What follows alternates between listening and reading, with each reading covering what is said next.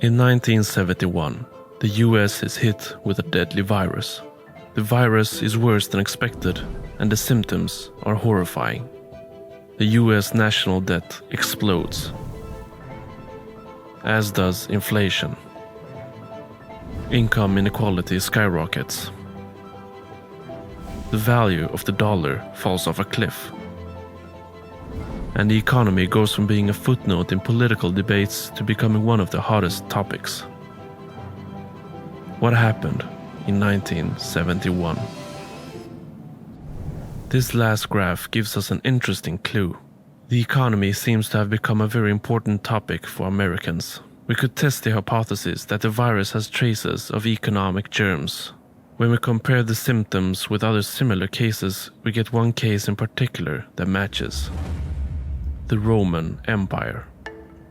If we zoom in on the Roman Empire, we can find three very similar symptoms: inflation, wealth inequality, and the value of money.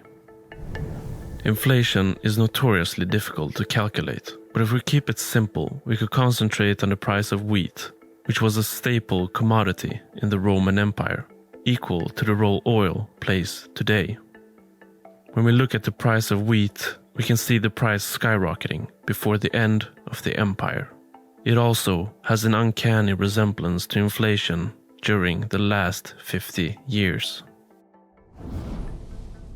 When Rome got access to a huge amount of wealth through conquering other countries, the flood of wealth concentrated in the hands of the richest Romans, making the richest even richer.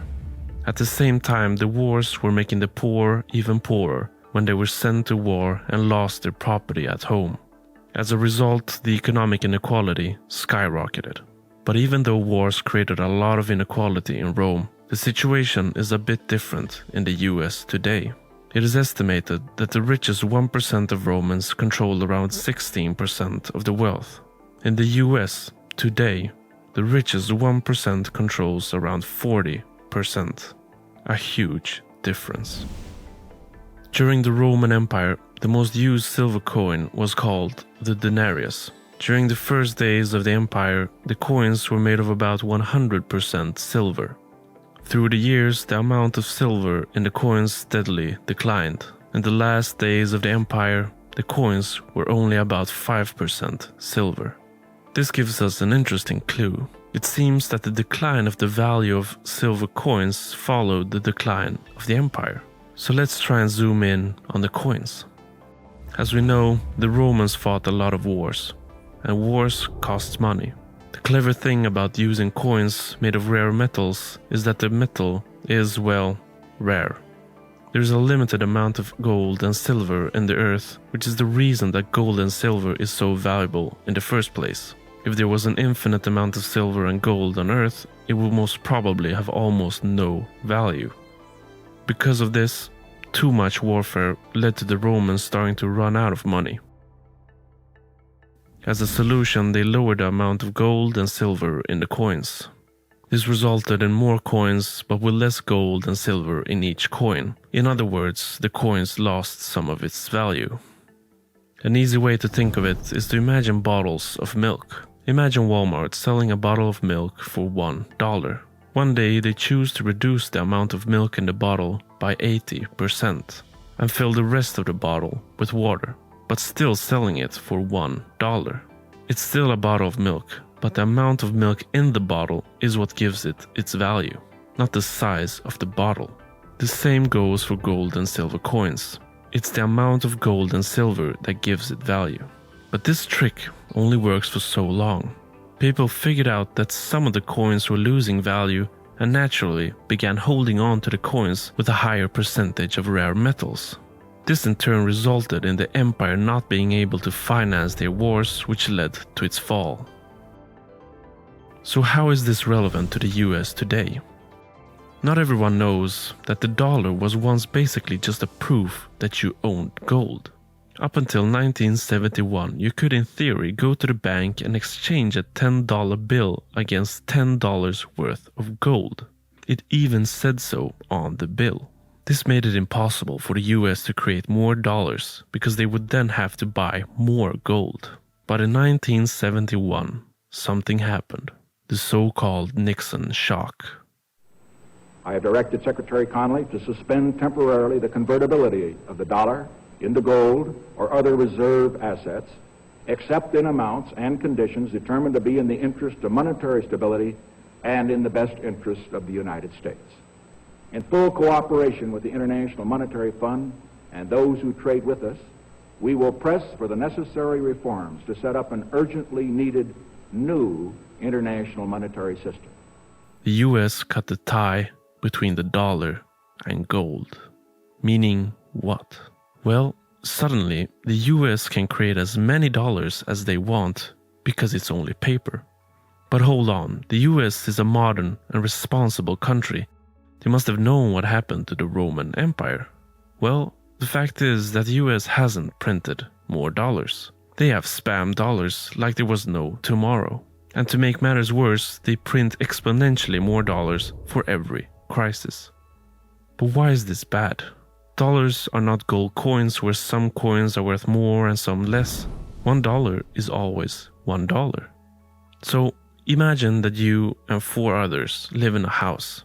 You decide to start an economy where everybody starts with $100 each. This means that each person has 20% of the economy.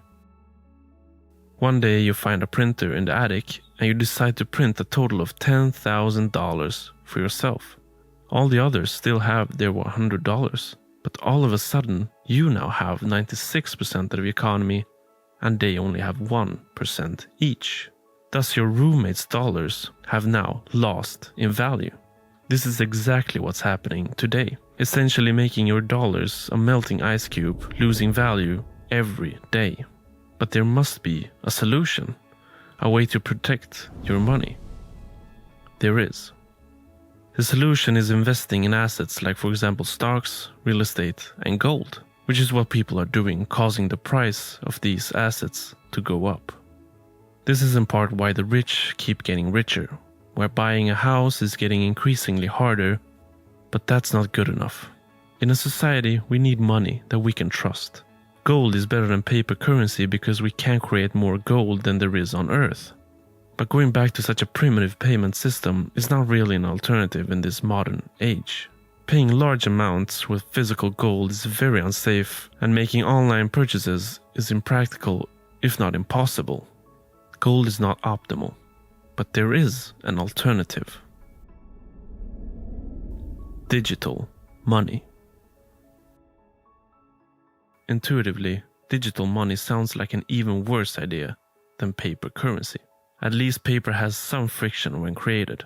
You need special machines and the paper isn't free. Digital money is just numbers on a screen. All that was true. Until 2009, when a pseudonymous person or group called Satoshi Nakamoto found a way to solve the problems of digital money. Satoshi found a way to basically prevent digital information from being copied or being created more of. Satoshi then also added a hard cap of 21 million. In other words, there will never be more than 21 millions of these units. All of a sudden, you have the attributes of gold, only digital.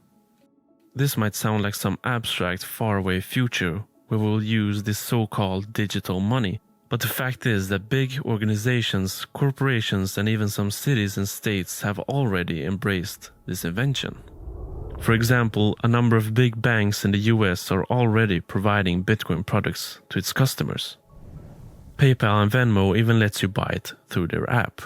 The US company MicroStrategy has converted their corporate treasury to Bitcoin and calls it a better store of value than dollars. Even some cities and countries, such as Miami and Iran, have adopted Bitcoin in one form or another.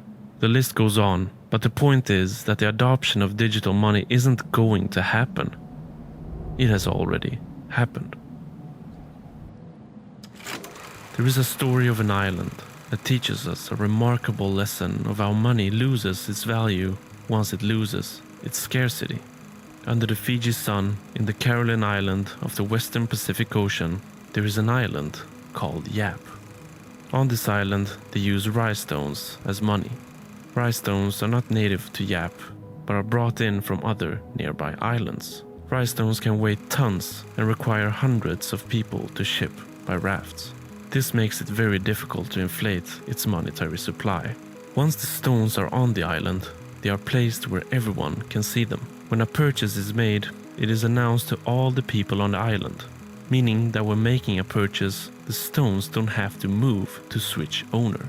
For centuries, this monetary system works very well for the Apis. This is the case until 1871, when an Irish-American captain by the name of David O'Keefe is shipwrecked on the shores of Yap. O'Keefe sees a business opportunity where he can get the Yapese to sell their coconuts outside of the island, making him money. The problem is that the locals, being content with their current life on the island, refuse to work for him. So he has an idea. He sails to a nearby island where the rice stones originate. With modern tools, he can quarry and ship the stones back to the island. Eventually, he gets the Apis to accept his new rice stones and supplies him with the coconuts he wants. But this results in the loss of trust in the rice stones and eventually the end of its monetary system. O'Keefe's story is highly symbolic. There are many stories throughout history that teaches us the same lesson. Whether it be rice stones, seashells, salt, or paper, history teaches us that inflating the money leads to its demise. But history teaches us yet another lesson, that the antidote to hyperinflation is hard money. Whenever societies has gained access to rare metal coins, they adopt and benefit from the switch. Today we are fighting the same virus that has been fought time and time again through history. But there is a vaccine. A tiny pill so small that we can't even see it with our own eyes. Many visionaries and innovative companies have already taken it, but for many it is still taboo.